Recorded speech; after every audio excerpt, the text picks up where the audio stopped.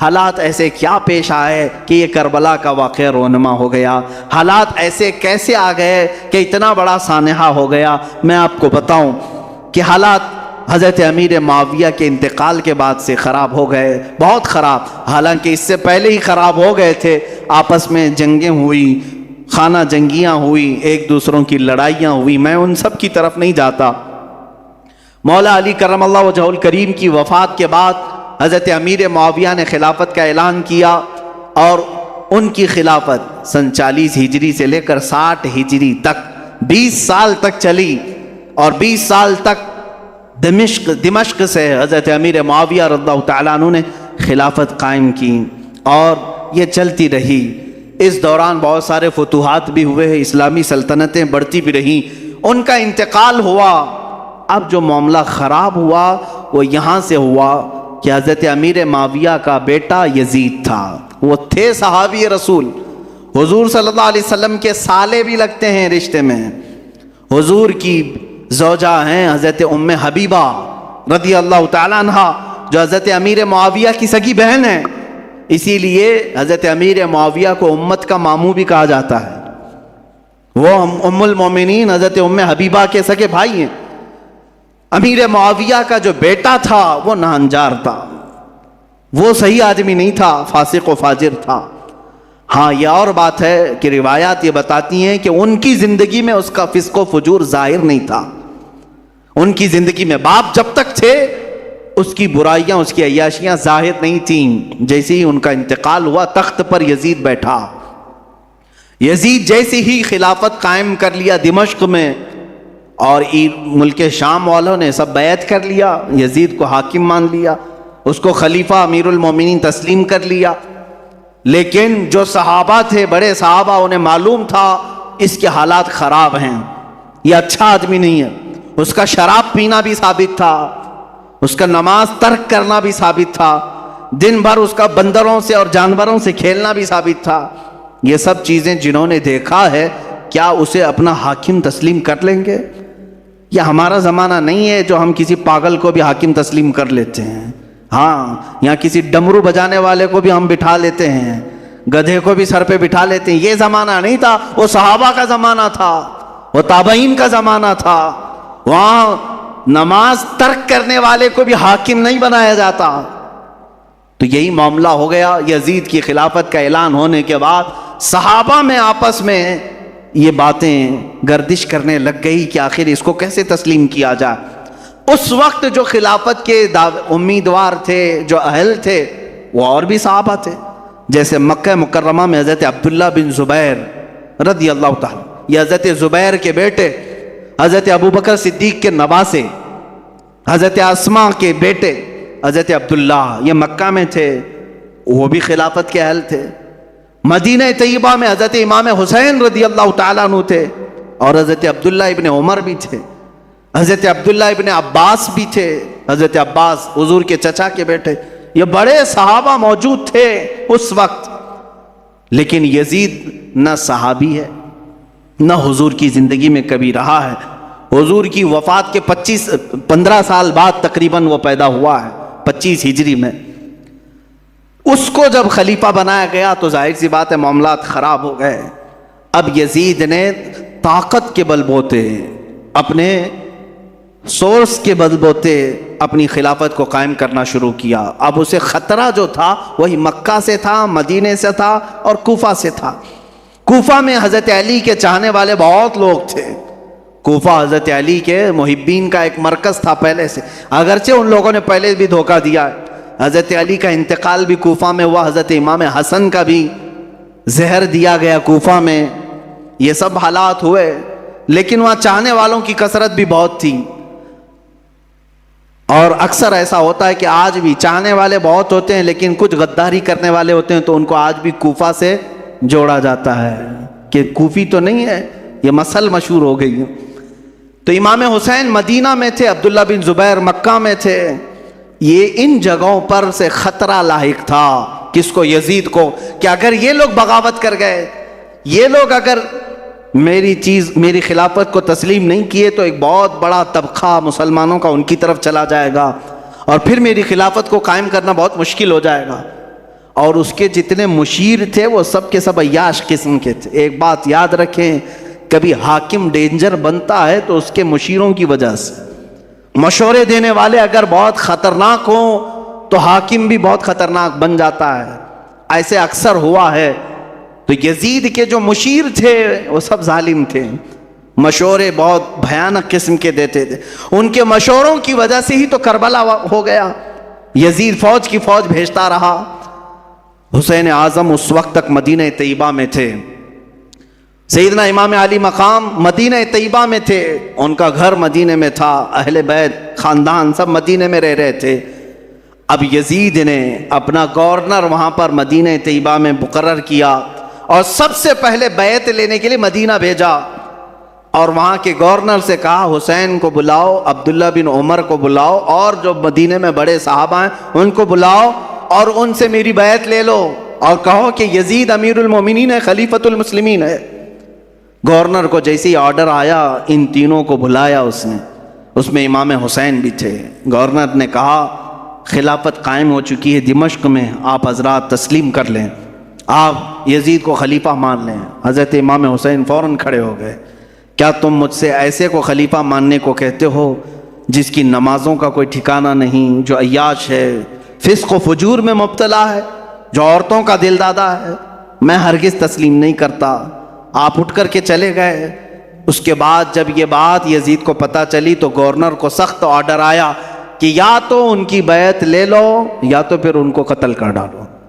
اتنا سخت حکم آیا تو جو گورنر تھا مدینے کا، اس نے امام حسین کو بلایا اور کہا میں نہیں چاہتا کہ رسول اللہ کے گھر والوں کے ساتھ میں سختی کروں، اور مجھے میری نوکری کی بھی فکر ہے، میں اگر آپ کے ساتھ سختی کے ساتھ معاملہ نہ کروں تو یزید مجھے مار ڈالے گا، بیچ کا کوئی راستہ نکالیں۔ تو امام حسین نے کہا ٹھیک ہے، میں بیچ کا راستہ یہ نکالتا ہوں کہ میں مدینے سے نکل جاتا ہوں، میں مدینہ طیبہ سے ہی نکل جاتا ہوں تاکہ تجھے کوئی سختی وہ نہ کر سکے۔ اس نے گورنر نے کہا ٹھیک ہے آپ یہ کام کر سکتے ہیں۔ سیدنا امام حسین رات کے وقت اپنے گھر والوں کے پاس آتے ہیں، یہاں سے شروع ہوتی ہے داستان۔ اپنے گھر والوں سے کہتے ہیں آؤ اب ہمارے لیے مدینہ تنگ ہو گیا ہے، یزید کی سختیاں بڑھتی چلی جائیں گی، اس کے ظلم کی داستانیں اب رقم ہونا شروع ہو چکی ہیں۔ اپنے گھر والوں سے کہا ہم سب ہجرت کر رہے ہیں مدینہ طیبہ سے۔ سب نے پوچھا کہاں جا رہے ہیں؟ کہا مکہ مکرمہ جائیں گے، وہاں جا کر کے حرم کعبہ میں رہیں گے۔ حرم کعبہ میں کوئی جنگ و جدال نہیں کر سکتا، قتل و قتال نہیں کر سکتا، حرم کعبہ میں جا کر رہیں گے۔ آپ اندازہ کریں رسول پاک نے ہجرت کر کے مکہ کو چھوڑ کر مدینہ آباد کیا، ان کے نواسے کے ساتھ ایسا معاملہ پیش آ رہا ہے کہ انہیں مدینہ سے ہجرت کر کے مکہ جانا پڑ رہا ہے۔ رات کے وقت اپنے گھر والوں کو اٹھایا اور جتنے لوگ تیار ہوئے ہیں اس میں اپنے عزیز خاندان کے لوگ تھے۔ مدینے سے پہلے کچھ ہی لوگ تیار ہوئے، آپ کی 2 بیویاں ساتھ میں تھیں، آپ کے شیرخوار بچے حضرت علی اصغر، آپ کے جوان بیٹے حضرت علی اکبر، آپ کے بھتیجے حضرت امام قاسم، اور آپ کی بھتیجی، اور آپ کی اپنی بڑی بیٹی حضرت سکینہ رضی اللہ تعالیٰ عنہا۔ یہ سب گھر والوں کا ایک قافلہ نکلا۔ پہلے تو یہ لوگ 12-15 کی تعداد میں تھے، اور صبح کا وقت تھا جب مدینے سے یہ قافلہ نکلنے کو تیار ہوا۔ روضہ رسول پر میرے آقا کی بارگاہ میں امام حسین آئے۔ میرے عزیزو اب پھر یہاں سے حالات ہمارے بے قابو کر جاتے ہیں۔ میں یہ چاہتا ہوں کہ اس بار کے بیانات میں اب ہم رونے دھونے کو فوقیت نہ دیں۔ غم حسین تو تڑپاتا ضرور ہے، لیکن ہم اپنے جذبوں کو جوان رکھنا چاہتے ہیں، اور ہم چاہتے ہیں کہ اب حسینی کردار ادا کرنے کا وقت آ جائے، ہمارے جوانوں میں پھر وہ غیرت بیدار ہو جائے کہ ہم دین کی خاطر ہر مصیبت کو اور مشقت کو اٹھانے کے لیے تیار ہو جائیں۔ حسین اعظم روضہ رسول پر آئے، میرے آقا صلی اللہ علیہ وسلم کو سلام پیش کیا اور درد بھری آواز سے کہا یا رسول اللہ یا ابتا، اے میرے باپ۔ حضور کو اکثر وہ ابا کہہ کر کے ہی پکارتے تھے۔ میرے آقا کی بارگاہ میں پکار کر کے کہا آپ کے مدینے سے مجھے निकलना पड़ रहा है, मेरे लिए मदीना तंग कर दिया गया, मेरे छोटे बच्चे लेकर के मैं रवाना हो रहा हूँ। ये कैफियत तो मेरे आका ही जाने, कब्र अतहर से उस हुसैन को रुखसत होता हुआ देखकर मेरे आका पर क्या गुजर रही होगी, जिसके गर्दन को मेरे आका ने बोसे लिए, जिसको सूंघा करते थे, जिसको दोष पर बिठाया करते थे, जिसको सजदों पर अपनी पुश्त पर बिठाया करते। उस हुसैन की रुखसती यकीनन गम का माहौल तो था। मेरे आका सल्लल्लाहु अलैहि वसल्लम के रोज़े अतहर से निकलकर सैयदा कायनात फातिमतुज़ ज़हरा रज़ियल्लाहु तआला अन्हा जो जन्नतुल बकी में दफन थी, उनके रोज़े पर आए, अपनी माँ की तुरबत पर आपने लिपट करके रोया और रुखसती की इजाज़त मांगी और कहा आपका हुसैन अगर मदीना छोड़ रहा है तो सिर्फ इसलिए कि रसूलुल्लाह का ये मदीना खून से आलूदा ना हो, मुसलमानों का खून ना बहे। मैं मुसलमानों का खून बहना नहीं देखना चाहता और मदीने की हुर्मत को पामाल होने नहीं देना चाहता, मुझे इजाज़त दी जाए। हुसैन आज़म ने अपनी माँ से इजाज़त ली, अपने छोटे बच्चों का एक काफ़िला लेकर निकल पड़े। मेरे अजीज़ों, घर वालों का काफ़िला जब मदीना छोड़ रहा है क्या कैफियत होती है। हम जैसे निकम्मे, हम जैसे गुनहगार सिर्फ 7 दिन या 8 दिन के लिए उम्रे पर मदीने जाते हैं तो छोड़ने का दिल नहीं चाहता। मदीने से रुखसत होते हैं तो आंसुओं की कतारें लग जाती हैं। कभी हम रोज़े को देखते हैं, कभी हम बस में आगे का सफ़र देख रहे होते हैं। मदीने की सरहदें निकलने तक दिल बार बार खिचकोले खाता रहता है कि मदीना छूट रहा है, मदीना छूट रहा है। हम तो तमन्ना ये लेकर के जाते हैं कि काश मदीने में मौत आ जाए, मेरे आका के कदमों में दफन होना नसीब हो जाए। लेकिन जब रुखसती का वक्त आता है, पूछो हाजियों से क्या कैफियत होती है, उम्रा करने वालों से पूछो। मदीने से जब रुखसत होकर के आते हैं, मैंने खुद देखा है हाजी कभी खंभों को पकड़ रो रहे होते हैं, कभी दरवाजों को पकड़कर, कभी चिमट करके और बोसे दे करके रुखसती ले रहे होते हैं। हुसैन आज़म का क्या हाल होगा जिनका बचपना उस मदीने में गुजरा है, जिन्होंने रसूलुल्लाह को नमाजें पढ़ाते वहां देखा है, मेरे आका को अल्लाह की कुरान की आयतें सुनाता हुआ उन्होंने वहां देखा है, हदीसें मेरे आका की उन्होंने सुनी है, जिनका खेलना कूदना उस मदीने तैयबा में गुजरा है, जहां मेरे आका सल्लल्लाहु अलैहि वसल्लम उनके घर आया करते, जिब्राइल उनके घर उतरा करते। ये सारी यादें छोड़ करके हुसैन आज़म हिजरत कर रहे थे। मेरे अजीज़ों, हिजरत मामूली चीज़ नहीं है, ये अल्फाज में बयान भी नहीं हो सकती। आप अपने घर बैठे हैं, अल्लाह आपके घरों को सलामत रखे। मैं जानता हूँ घर को छोड़ने की कैफियत क्या होती है।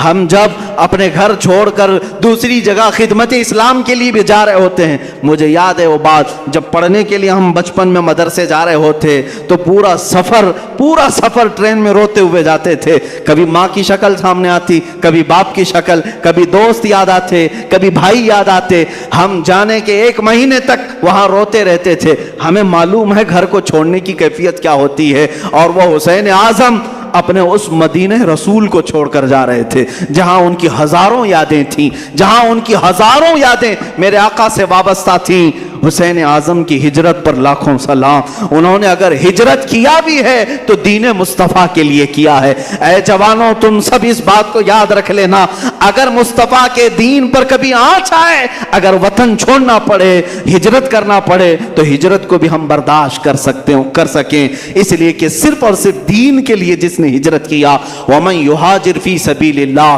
अल्लाह कुरान में फरमाता है, जो अल्लाह की राह में हिजरत किया, अगर बीच रास्ते भी उसकी मौत आ जाए, अल्लाह उसका अजर तैयार कर रखा है। हिजरत का बड़ा अजर व सवाब भी है। मेरे अजीजों, दीन मुस्तफ़ा के लिए ये उठाया हुसैन आज़म ने सारा कष्ट, सारी मुसीबतें, सारी मशक्क़तें। यहाँ से निकल करके मक्का मुकर्रमा का सफ़र किया। मक्का मुकर्रमा जब पहुँचे, इमाम आली मकाम, ये शाबान का महीना था और शाबान के बाद ठीक रमज़ान आने वाला था। मक्का वालों ने इस्तकबाल किया और अच्छे से सारे लोग मिलने जुलने लगे और कहा अच्छा किया आपने यहाँ तशरीफ़ लाए, अमन व अमान के साथ रहें। यहाँ तक तो मामला सब ठीक ही था। इमाम हुसैन अगर मक्का ही में रह जाते, वहीं पर तवाफ़ काबा, हरम काबा में मुकीम रहते तो कुछ होना न था। लेकिन क्या करें, कुदरत का लिखा हुआ वो गालिब आकर रहेगा। इनकी शहादत अचानक नहीं हुई है मेरे अजीज़ों। हुसैन आज़म की शहादत उनके बचपन में ही मशहूर हो गई थी। हुजूर अकरम सल्लल्लाहु अलैहि वसल्लम, उम्मे सलमा, हज़रत उम्मे सलमा अपनी ज़ौजा के पास एक शीशी में थोड़ी सी मट्टी ला करके देते हैं और कहते हैं, ए उम्मे सलमा, जिब्राइल मेरे पास आए थे और उन्होंने कहा, या रसूल अल्लाह, आपकी उम्मत आपके इस नवासे को एक जगह पर कत्ल कर देगी और खून बहा देगी। मैं रोने लगा तो जिब्राइल उस जगह की मिट्टी भी लाकर मुझे दे गए। उम्मे सलमा कहती हैं, मेरे आका ने वो मिट्टी मुझे दी और कहा, जिस दिन ये मिट्टी सुर्ख हो जाए समझ लेना ए उम्मे सलमा, मेरा बेटा शहीद हो गया, मेरा नवासा शहीद हो गया। ये कब मेरे आका ने बशारत दी थी? जब हुसैन आज़म की उम्र अभी 5 साल की थी। 5 साल की उम्र में ही उनकी शहादत की खबर मशहूर हो चुकी थी। फिर भी लोग कहते हैं हुजूर को पीठ पीछे का इल्म नहीं था, जो अपने नवासे की 50 साल बाद होने वाली शहादत की खबर दे रहे हों। मेरे आका सल्लल्लाहु अलैहि वसल्लम गैबदान नबी हैं। आका कौनैन सल्लल्लाहु अलैहि वसल्लम ने फरमाया था और कुदरत का लिखा गालिबाना था। रमज़ान का महीना चल रहा था। बीच रमज़ान में कूफा वालों ने ख़त लिखना शुरू किया। ये कूफा शहर है क्या? ये सारा माजरा ये कूफा में आकर के अटकता है। कूफा वाले एक ऐसा शहर है जिसको तकरीबन 14 या 16 हिजरी में बसाया गया था, और इन लोगों की फितरत में इस तरह ऐब निकालना या फौरन किसी का साथ छोड़ देना, ये दगाबाजी पहले से रही और शायद आज तक भी होगी, आज तक भी रही हो। कूफी लोग इस तरह की दगाबाजियाँ करते रहे, लेकिन वो शियान अली में से थे, हज़रत अली की मोहब्बत का दावा करते थे। तो हज़रत इमाम हुसैन का मदीने से हिजरत करके मक्का आना जैसे उनको पता चल गया कि इमाम हुसैन ने यजीद की बैत नहीं मानी, तो कूफा वाले भी यजीद को नहीं मानते थे। उन्होंने कहा कि अच्छा हो गया, हमारे ऊपर कोई इमाम नहीं है, हम ख़त लिख करके हुसैन आज़म को यहाँ बुलाते हैं, कूफा में उनके हाथ पर बैत करके उनकी खिलाफत का ऐलान कर देंगे और फिर धीरे धीरे यजीद को भी ख़त्म कर देंगे और सारी जगहों पर एक ही खिलाफत कायम होगी और वो होगी हुसैन आज़म की खिलाफत। मक्कूफा वालों ने ये सोच करके ख़त लिखना शुरू किया और हज़रत इमाम हुसैन को कहा, हम आपके बाप के वफ़ादार हैं, आपके बड़े भाई के वफ़ादार हैं, आप तशरीफ़ ले आएँ। ख़त पहले 5-6 ख़त आए, आपने देखा और रखा, सहाबा से मशवरा किया, सारे सहाबा ने इनकार किया, आप कूफा ना जाएं। आपके वालिद गिरामी वहीं इंतकाल किए, वहीं मारा गया आपके वालिद हज़रत अली को, और इमाम हसन को जहर देने वालों में भी वही लोग थे। अब आप ना जाएं। तो मशवरा ऐसे ही होता रहा, टलता रहा, ख़त पे ख़त आते रहे। एक वक्त ऐसा आया कि 56 ख़त एक साथ आए, बाज़ रिवायात में कई 100 ख़त आए, जिसमें सब मोहरें थी, साइन थी, दस्तखत थे, और उसमें आखिर में ये ख़त आ गया, ऐ हुसैन आज़म, अगर आप नहीं आते और क़यामत के दिन हमसे सवाल हो गया कि तुमने यजीद जैसे फासिक व फाजिर की बैत क्यों की, तो हम कूफा वाले कहेंगे, ऐ अल्लाह, हमने रसूलुल्लाह के नवासे को बुलाया था, वो नहीं आए, इसलिए हमने यजीद की बैत मान ली। हुसैन आज़म को ये बात बहुत लग गई। कहा, इन लोगों ने तो ऐसी बात रख दी है, क़यामत के दिन अगर मौला मुझसे सवाल कर ले कि हुसैन तुम अहल थे खिलाफत के और लोग बुला भी रहे थे, तुमने उनको यजीद जैसे फासिक व फाजिर के हवाले छोड़कर मक्का में अमन व अमान क्यों ले लिया? तुम्हें जाना चाहिए था। मैं क्या जवाब दूंगा अल्लाह की बारगाह में? तो हज़रत हुसैन सारे लोगों के मशवरों को रखते हुए खुद उठ जाते हैं। ये रमज़ान भी ख़त्म हुआ, हज का मौसम करीब आ चुका था। इमाम हुसैन रज़ी अल्लाह तआला अन्हु ने कहा, नहीं अब मैं कूफा जाता हूँ। फिर बाद में इसरार हुआ, मना होता रहा। फिर सहाबा की एक राय बीच में निकल आई। हज़रत अब्दुल्ला इब्न उमर, हज़रत अब्दुल्ला इब्न ज़ुबैर रज़ी अल्लाह तआला अन्हुमा ने कहा, ऐसा करें, आपके जो मोहतमद हैं, जो बहुत ख़ास हैं, उनको आप भेजें, और अगर वो आपको कह दें कि यहाँ हालात ठीक है तो आप चले जाएं। तो इमाम हुसैन ने अपने भाई हज़रत इमाम मुस्लिम बिन अकील रज़ियल्लाहु ताला, जो आपके चचेरे भाई थे, हज़रत इमाम हुसैन के चचेरे भाई थे, बड़े मोहतमद थे, सफ़र में हमेशा साथ रहते। अच्छा ये भी मैं बताऊं, इमाम हुसैन जब मक्का आए तो अलग अलग इलाक़ों से सब हिजरत करके इस काफ़िले में शामिल हो गए थे। तब जाकर के ये काफ़िला 82 लोगों का हो गया था। जो 82 की तादाद आप सुनते हैं, ये धीरे धीरे बीच बीच में मिलते आए। तो इमाम हुसैन ने हज़रत इमाम मुस्लिम को भेजा कि आप जाएं कूफा और वहाँ जा कर के आप ख़त लिखें, अगर हालात सही होंगे तो मैं अपने काफ़िले को लेकर कूफा आ जाऊँगा। इमाम मुस्लिम निकले और जब वो रास्ते में गए तो कुछ लोगों से रास्ता पूछते हुए कूफा तक पहुँचे। मैं बहुत मुख्तसर से हालात बयान कर रहा हूँ मेरे अजीज़ों। इमाम मुस्लिम जब कूफा आए तो कूफा वालों ने बहुत शानदार इस्तकबाल किया। بڑا شاندار استقبال کیا، اور اس کے بعد آپ کو گورنر ہاؤس میں لے گئے۔ وہاں جانے کے بعد نعمان بن بشیر نام سے جو وہاں گورنر تھے ان کو ہٹایا گیا۔ امام مسلم بن عقیل کے ہاتھ میں 12,000 کوفیوں نے بیعت کیا۔ روز صبح شام آپ کے ارد گرد بھیڑ لگی رہتی تھی، لوگ چاہنے والوں کی کثرت تھی۔ امام مسلم نے دیکھا کوفہ والے سچے عقیدت مند ہیں، سچی محبت والے ہیں، تو امام حسین کو انہوں نے خط لکھ دیا، حالات سب اچھے ہیں، آپ تشریف لے آئیں۔ امام مسلم بن عقیل نے جب یہ حالات دیکھ کر خط لکھا، اچانک معاملہ پلٹ گیا۔ کیسے؟ یزید کو خبر دی گئی کہ امام مسلم وہاں کوفہ پہنچے ہیں حسین کی طرف سے وکیل بن کر، اور بیعت لے رہے ہیں تمہارے خلاف وہ خلافت کا اعلان کرنے والے ہیں۔ یزید نے پوچھا کیا کیا جائے؟ کہا گیا، اس سے مشورہ دینے والوں نے کہا نعمان بن بشیر جو وہاں کے گورنر ہیں وہ نرم دل ہیں، یا تو پھر وہ خود ہی یہ کام کرا رہے ہوں گے، ان کو ہٹاؤ، ایک سخت قسم کے آدمی کو وہاں بھیجو۔ پوچھا گیا کون ہو سکتا ہے ایسا سخت آدمی؟ تو سارے لوگوں نے عبید اللہ ابن زیاد کا نام لیا، جو ایک زانیہ کا بیٹا تھا اور بڑا ہی سخت قسم کا آدمی تھا، رحم نام کی کوئی چیز ہی نہیں تھی۔ ابن زیاد یہ بصرہ میں رہتا تھا، یزید نے اس کو گورنر بنا کر کوفہ بھیجا۔ وہ چوری سے کوفہ میں آیا، گورنر ہاؤس میں داخل ہو گیا، رات کے وقت آیا، کوفہ والوں کو معلوم نہیں ہوا۔ اچانک آتے ہی اس نے گورنر ہاؤس پر کھڑے ہو کر اعلان کیا، میں خلیفۃ المسلمین یزید کی طرف سے گورنر بن کر کے آیا ہوں، نعمان بن بشیر بھی نہیں، مسلم بن عقیل بھی نہیں، اب تم سب کے سب یزید کی بیعت کرو۔ سب لوگ بھڑک گئے، بپھر گئے، سب گورنر ہاؤس کا احاطہ کیے، لیکن یہ چالاک عیار آدمی نے کوفہ کے معزز خاندانوں میں سے کچھ لوگوں کو گرفتار کر کے اپنے گورنر ہاؤس میں بند کیا تھا، اور 10-12 لوگ ایسے تھے جن کو قید کر کے رکھا تھا۔ امام مسلم کے ساتھ 10,000 لوگ آئے، گورنر ہاؤس کے اطراف گھیرا کیا۔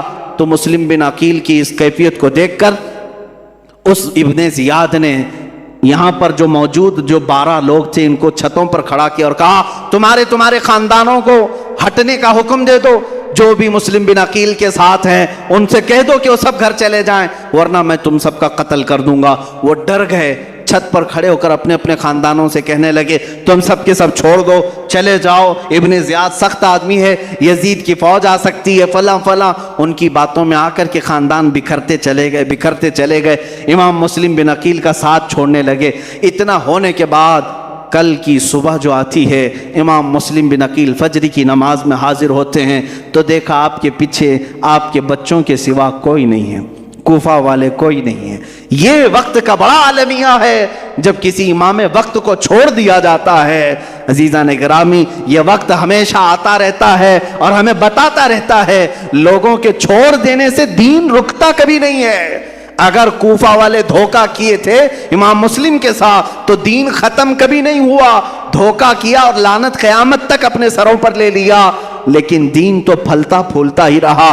آج بھی میں کہتا ہوں دین کا کام اگر تم کرنے کے لیے کھڑے ہو گئے، اگر کسی نے تمہارا ساتھ چھوڑ دیا تو وہ لعنت کا شکار ہوگا، دین تو کبھی نہیں رکے گا، تمہارے ساتھ دین کا نام قیامت تک رہے گا۔